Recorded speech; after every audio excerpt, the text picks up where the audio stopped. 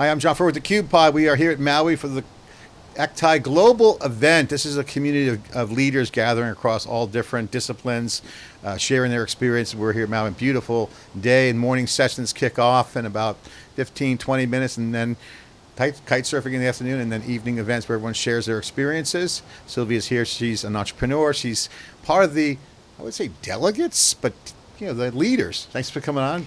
Thank you. Great to see you last night. We had a great chat about machine learning, AI, the venture you're doing. Yeah. Disruptive. Thanks for coming on. Tell about what you're working on, because I want to get into it. It's really specific and cool. Yeah. So we're building Bilrost, which is an AI loan origination and servicing platform built specifically for CRE financing.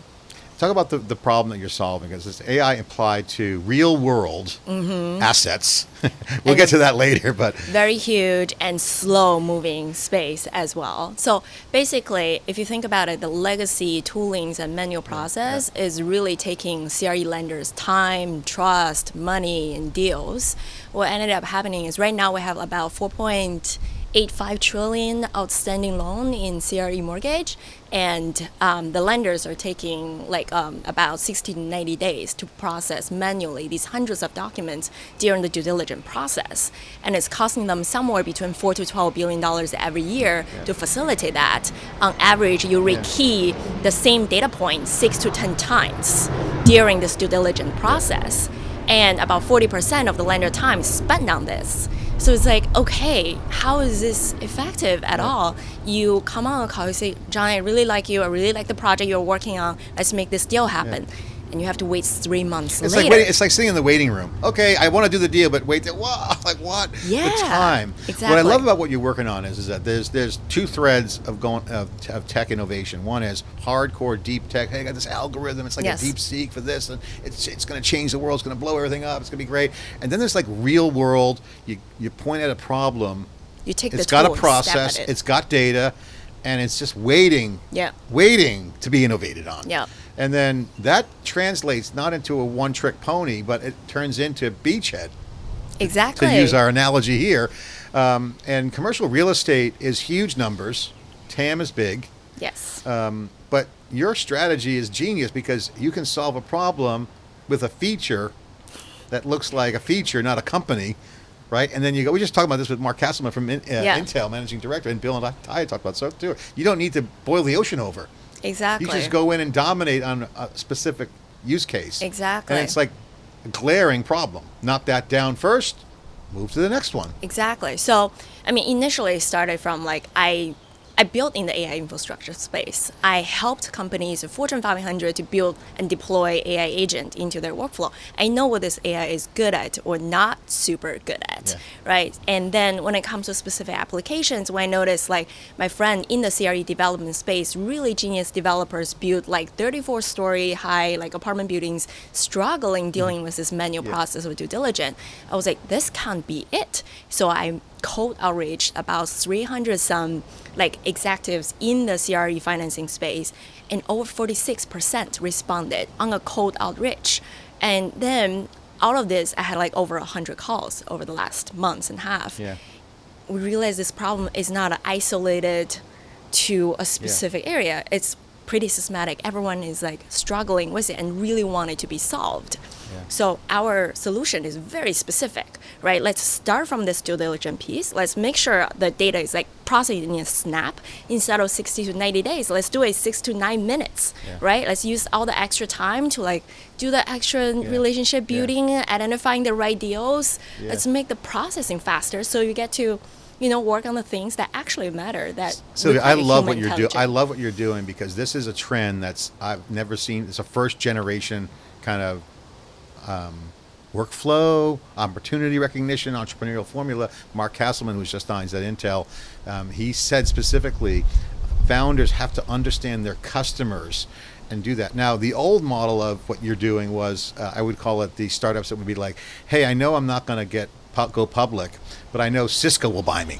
And they go to the white Yeah. spaces in the product roadmaps of the companies they want to sell to. And they know, and smart entrepreneurs, I know guys who've done this, and like, okay, there's 5 suspects. We know the product groups aren't working on this feature. Yeah. And therefore we sold. That was an M&A thing. Yes. And that was an exit. And people made money doing that, millions of dollars, hundreds of millions of dollars. So, but we've never seen the entrepreneurs go after the customer workflows. This is now a new thing, Yes. and it's highly lucrative, and there's a playbook. Yes, exactly. Because no one did it before because, well, it's a one-off. It's so fun. It's not a though. one-off anymore. It's a actual. It's like uncharted flow. And you Uncharted. just kept, like, get out there. You know? Do you agree? Go. You see this happening too? You're doing it. Yes, absolutely. Other people do. Okay, so let me Yeah. ask you a question. So when you in that process, did that go through your mind? It's like, is this the right call? Or you saw it, you said going all in. What was the process? Because you've been in products, you've built products, you know what it's like on that side. What was the origination? Did you not even care? I'm going in on this. Was it intentional? Well, I think it's about the problem. Like, is this a real problem? Is this a very specific problem that can be solved with the solution that we're trying to build, with the technology that's involved? Yeah. And how does the macro environment look like? As 5 years, 10 years from now, with technology keep advancing, foundational model keep getting better, compute keep getting better, power grid keep getting better, is this problem still going to be there? I think the answer is yes. Yeah. Then let's dive straight in. Like, is this something that everyone, like majority of the market is struggling with? Mm-hmm. By providing this solution, can I make every player in this market, have a better life? Like, borrowers love it because you don't have to wait in the waiting room anymore. Lenders love it because you get to make more deals and get to see more deals in the Mm-hmm. process, right? Brokers love it because you don't have to spend all the manual process, or like the training. You don't have to manually tick through this. Yeah, That's the idea. you're like unclogging the pipes, basically. You're creating massive money making, which is highly motivating on both sides. Yes. Take us through the process. What's going on with the AI? Because I like how you're bringing your knowledge of AI and becoming a practitioner on behalf of the customer. Yes. And getting a position in this now huge market, which you can just sequence to other positions. What's your mindset? What's your vision? So right now, it's a very focused, very concrete product. Yeah. It's about I read the checklist and internal guidelines on the risk tolerance of the lenders. I connect to borrowers' Dropbox, OneDrive, you name it, and I read through your hundreds of documents. The system looks through individual document, look at your checklist and risk appetite, and just map it directly, right? So step 1, renaming and structure all of your files. Step 2, extract all your key information from the document. Step 3, compare the key information with the risk guidelines and generate your risk analysis.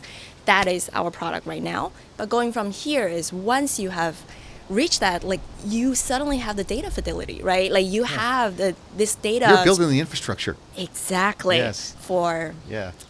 future much more efficient. And then we were just talking market. about agents too, because agents aren't necessarily a SaaS pricing model. You're outcome driven. Yes. That's the transaction at hand. Yes. Sell, buyer, seller. Yes. You take that process. So you're actually, you're building, in essence, the abstraction of the business logic infrastructure.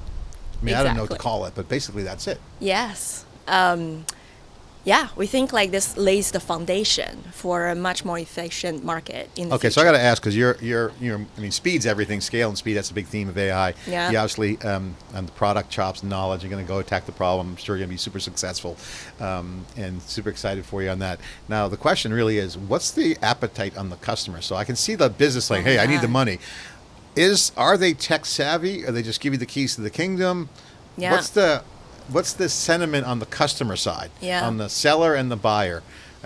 Yeah. The buyer is probably highly motivated, but I don't know what AI is, but if you can get it done faster. Now the seller, real estate people aren't known for being tech savvy early adopters. That's what I love about it. Is Yeah. I actually get to educate them on the solution. I don't have to educate them on the Yeah. problem. They're all struggling with it. And in fact, some of the borrowers we talk to, even though they're old fashioned, Yeah. but they say oh my goodness, this will make my life so much easier. And then they refer us to all of their lenders, and you got to talk to Silvia. And once you use her product, I will work with you more. That kind of referral directly from their client has been super, super powerful.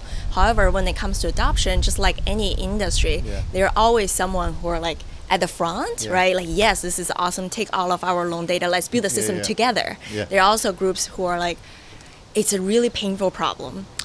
I really like your solution, but we need to keep our job. Like they worry about that. I was like, instead of thinking about keeping your job, what about it's the same Do team, more but you get deals. to do more? Exactly. Yeah, exactly. This is super exciting. Well, I got to ask you on the momentum side. Give us some update, share a story, give some stats, where you guys are at. What's the momentum look like? What are some of the things you're focused on? Yeah, we are super early actually. It's only been a month and a half, but we have 3 design partners and we're processing on the scale of like about $150 million loan at this point. And we have like a long wait list in terms of demo calls, June, July. Right now it's about 30-ish folks on And the, what's your strategy on the design partners? Because that's always key. You're gonna learn a lot. right. They have needs. Are they? What's going on there? Are they excited? Right. And what are some of the mechanics? Yeah, so this round of building product, I want to go deep with my customers. I want to build the workflow, like work with their data. Yeah. So that's why these design partners are really, really important for us. The first design partner is about folks who want to get their hands dirty. We're on the call all the time. They are willing to spend the time. They want their name to write next to this like next technology like advancement. Yeah. And then the second design partner got tons of loans to process. Individual loans volume is not so like the quantity is not so big, but they process like 50, 70 loans per month. So that repetition really help us generate the data and help us like train the system. The third one is a massive one. So like they come in with a name, they come in with enterprise level requirements that's on the compliance, on the Security evaluation. hurdles, resilience Yes. issues. Yes. So through the third partner, we built out this like entire evaluation, guardrails, database, like, the full infrastructure to support this. So you basically were intentional on the design Very to pick that market intentional. basket kind of representation. Yes. So you can then scale that into your go-to-market Very once intentional. you flip that over. Exactly. So like a month and a half later, when we actually go to market on like, production level, and we can actually say, are you small? Are you large? Like if you're enterprise, here's how we satisfy compliance and security. And this is the guy we worked with. Like look at the case study. You got tons of loans. Like here's a case study of like how you quickly process all of this. Yeah, the speeds move so fast, and the agents are going to make it so much faster. And it's like, it reminds me of the old days. Your new model actually more effective because you're actually working with the customers, and then the system has scale to it. It's got workflow, it's got data rooms, it's got all that readiness for AI, so you can usher in. But it's not management consulting where the model was, hey, give me your watch, I'll tell you what time it is, and then get the next gig. So it's like an addiction model. Yeah. And they're just doing service. You have operating leverage with the platform. Yeah. And the service is agents. So the service industries are going to be disrupted. What's your reaction to that? Do you see the same thing? And how do you see the combination of services and tech? Yeah. Because the old days was, I never invest in service, doesn't scale, it's linear scale, Yes. doesn't scale exponentially. Yes. What's your reaction to that? I think twofold. First of all, there's like SaaS used to stand for, probably still stands for software as a service. Nowadays, I like to see it the other way, service as a software. So like, in the future, I can see so many of these like professional service become such a lean and thin organization. Yeah. Where it's like people at the front and massive AI behind it. We start to see it in like legal space, right? Like we start to see it in accounting, in consulting space. And then the second bit is around like unstructured data, because of that this round of AI is so good at processing unstructured data set. Is so good, like that just makes the onboarding so much easier. That makes like your workflow before you have to hard code, here's your workflow, here's your logic, here's a checklist. Right now we don't do that. Like connect your current checklist, immediately we spin out an internal system right there. Silvia, we got to get the hook because I'm getting texts to come in for the panels that are going to start. We're here at Maui with a great background. I guess my final question here on the pod is, next year at this time, hopefully I'll be kiting. I won't be in the beginner trail. I'll see you all there. I'll be. What's your goals? What do you hope to achieve by next year? Obviously, get through these design partners. What's your goals for next year? This time, what do you hope to say? Ooh, that is a really good question. I would hope we have been able to like systematically reduce the due diligence time from 60 to 90 days, actually down to like 6 to 9 minutes, and like support at least 20% of the market. Yeah, keep the flow going, get the transactions volume up, Exactly. real time, all kinds of opportunities. Exactly. Great to see you. Great chat last night. Again, ACTAI, the people get together, they're talking here at the pod, but also great, one-on-ones, great dinners, of course, to get the panels, get the energy going, get the mind racing. It's a marketplace of ideas, great community. And of course, when the winds kick up in the afternoon, we take that out into the ocean and then dinner and share our experiences. I'm John Furrier here at theCUBE. Thanks for watching.